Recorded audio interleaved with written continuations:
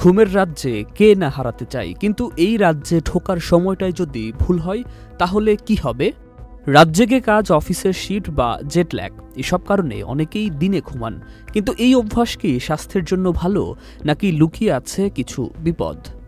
প্রাচীন প্রবাদ বলে, সকালে যে উঠতে পারে তার ভাগ্য জেগে ওঠে। কিন্তু আধুনিক জীবনযাত্রায় এই নিয়ম মানা খুব কঠিন। রাতের ঘুম যদি পর্যাপ্ত না হয়, দুপুরে হালকা একটু ঘুম দেহ মন চাঙ্গা করে। গবেষণা বলছে ২০ থেকে ৩০ মিনিটের ন্যাপ স্মৃতিশক্তি বাড়ায়, মুড ফুরফুরে রাখে। কিন্তু ওখানেই সতর্কবার্তা, দিনে বেশি ঘুমোলে রাতের ঘুমের ছন্দ ভেঙে যায়, হরমোনের ভারসাম্য নষ্ট হতে পারে। বান্ডেল থাকলে প্রতি সেনমানিতে টাকা বাঁচবে। বিকাশ সেনমানি বান্ডেল কিনে জিতুন প্রতি লেনদেনে। কেউ কেউ আবার রাতে একদমই ঘুমোতে পারেন না, হয়তো ইনসোমনিয়া, মানসিক চাপের কারণে।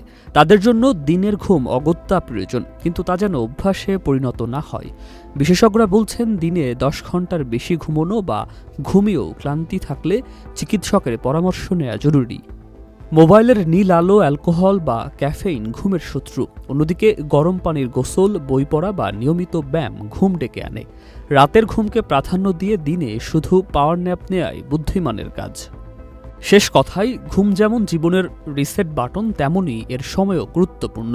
নইলে ঘুম পাড়ানি মাসি পিসি ডেকে আনতে পারেন অলস বিকেল, আর ভাঙতে পারেন রাতের শান্তি। সুকান্ত সরকার, চ্যানেল আই।